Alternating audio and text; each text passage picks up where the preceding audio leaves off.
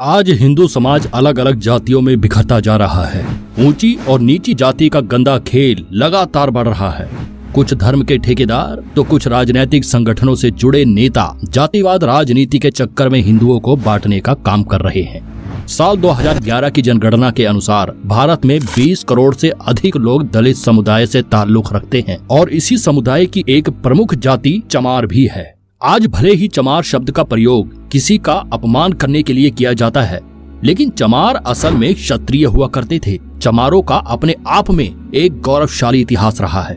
विदेशी आक्रमणकारियों के खिलाफ आवाज उठाने से लेकर भारत की आजादी तक चमारों का योगदान बहुत महत्वपूर्ण रहा है। आपको जानकर हैरानी होगी कि प्राचीन काल में चमार जाति का कहीं भी वर्णन नहीं मिलता है। तो फिर चमार जाति कैसे अस्तित्व में आई?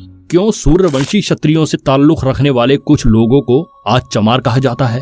तो आज की इस वीडियो में हम चमार जाति के बारे में विस्तार से आपको बताएंगे और साथ ही हम दावे के साथ कहते हैं कि इस वीडियो को देखने के बाद चमारों के प्रति आपकी सोच में जरूर बदलाव आएगा।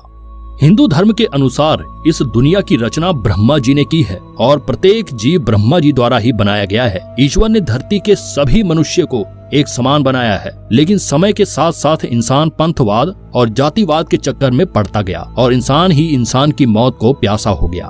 धर्म और जाति के नाम पर प्राचीन भारत में कभी कोई भेदभाव नहीं होता था। पहले लोगों को किसी जाति के आधार पर नहीं बल्कि वर्ण और उनके काम के आधार पर बांटा जाता था। आज के समय में जैसे डॉक्टर्स, इंजीनियर्स, टीचर्स, वकील जैसे अलग अलग पेशे हैं, ठीक उसी प्रकार पहले लोगों को उनके कर्म के आधार पर ही पहचाना जाता था। ब्राह्मण, क्षत्रिय, वैश्य और शूद्र के बारे में आपने पढ़ा भी होगा। ये सभी नाम लोगों को उनके कार्यों के आधार पर ही दिए गए थे। वही महाभारत और रामायण काल में भी इंसानों को अलग अलग आधार पर विभाजित किया गया है। उस समय देव, दानव, राक्षस, यक्ष, किन्नर और गंधर्व के आधार पर जाति तय की जाती थी, जो आज की जातिवाद से बिल्कुल भिन्न है। चमार जाति के बारे में वैसे तो कहीं उल्लेख नहीं है। चमार शब्द का प्रयोग पहली बार सिकंदर लोधी द्वारा 16वीं शताब्दी में किया गया था, जिस समय भारत में तुर्की और अफगान के आक्रमणकारियों ने भारत में प्रवेश करना शुरू किया था। उस समय पश्चिम बंगाल में चर्मकार वंश का राज हुआ करता था। ये इक्ष्वाकु और सूर्यवंशी क्षत्रिय समुदाय से संबंध रखते थे। गौतम बुद्ध, चंद्रगुप्त और अशोक सम्राट भी इसी वंश के थे। राजा चवर सेन के शासनकाल के दौरान चर्मकार वंश काफी ऊंचाइयों तक पहुंच गया था। संत रविदास जी भी चवर वंश के ही वंशज थे। चित्तौड़ के राजा राणा सांगा और उनकी पत्नी झाली रानी संत रविदास जी को काफी मानते थे। राजा और रानी ने मिलकर रविदास जी से चित्तौड़ आने का अनुरोध किया और कहा कि वे चित्तौड़ के राजगुरु बनकर महल में निवास करें। रविदास जी ने राजा का आग्रह स्वीकार कर लिया और चित्तौड़ के महल में रहने लगे।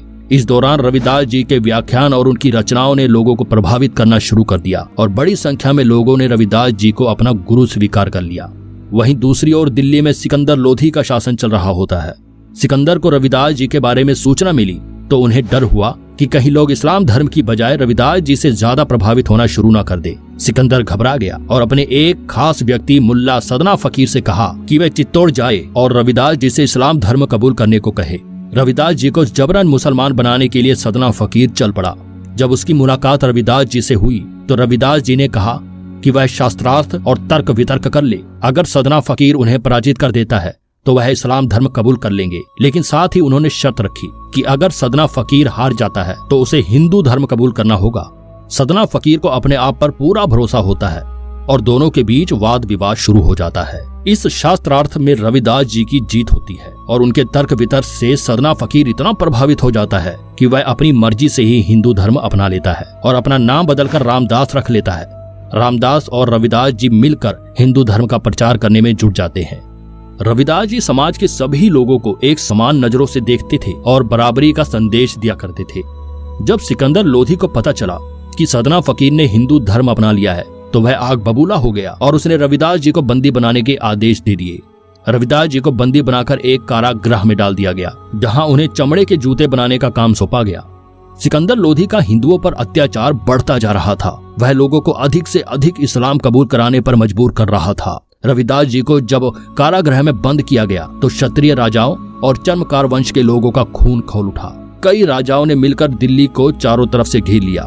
सिकंदर लोधी के खिलाफ आम लोगों ने अपनी आवाज बुलंद कर दी। इस तरह लोगों के विद्रोह को देखते हुए लोधी ने संत रविदास जी को रिहा कर दिया। लेकिन सन 1520 ईस्वी में संत रविदास जी का देहांत हो गया और एक बार फिर सिकंदर लोधी का अत्याचार बढ़ गया। चर्मकार वंश के लोगों ने इस्लाम धर्म कबूल करने से साफ इनकार कर दिया। सिकंदर लोधी ने इस वंश के सैकड़ों हजारों लोगों को बंदी बनाया और उन्हें चमड़े के जूते और अन्य चीजें बनाने का काम सौंप दिया गया। विदेशी आक्रमणकारियों से पहले भारत में चमड़े के जूते या अन्य चीजों का प्रयोग नहीं किया जाता था और चमड़े को लोग अशुद्ध माना करते थे।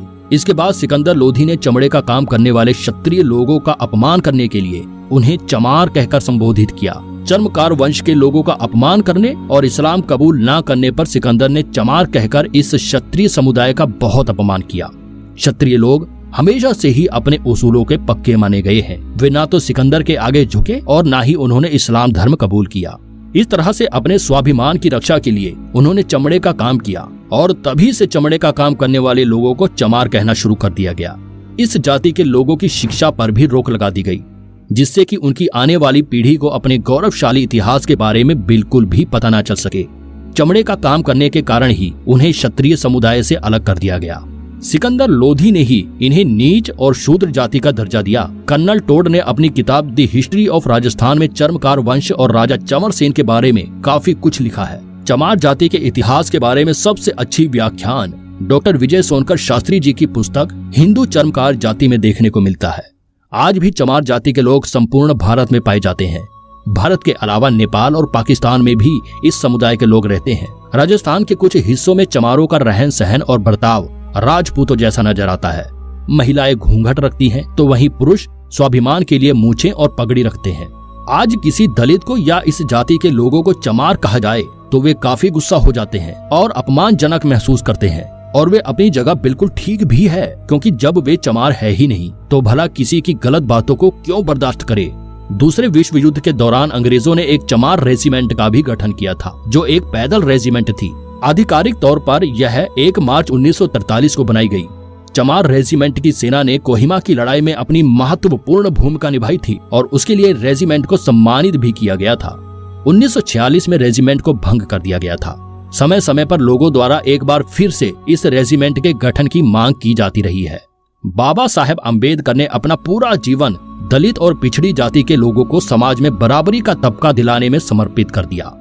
आज भी चमार और अन्य दलित समुदाय के लोग भीमराव अंबेडकर को अपना आदर्श मानते हैं। जरा सोच कर देखिए कि यदि चर्मकार वंश के इन क्षत्रियों ने इस्लामिक आक्रमणकारियों के खिलाफ अपनी आवाज न उठाई होती और इस्लाम धर्म कबूल कर लिया होता, तो आज भारत में मुसलमानों की संख्या 50 करोड़ से भी अधिक होती। और इस बात को भी नकारा नहीं जा सकता कि शायद हिंदू से भी ज्यादा मुसलमान की आबादी आज देश में होती।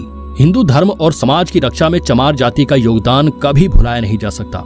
तो दोस्तों, उम्मीद करते हैं कि आपको ये वीडियो पसंद आई होगी और चमार जाति के गौरवशाली इतिहास के बारे में भी आप समझ गए होंगे। आज के बाद यकीनन चमारों को देखने का नजरिया भी बदल जाएगा। आज लोग सेकुलर होने के नाम पर ईद पर सवैयां खा सकते हैं, तो फिर भला एक चमार या दलित के घर का पानी पीने में क्या ऐतराज है।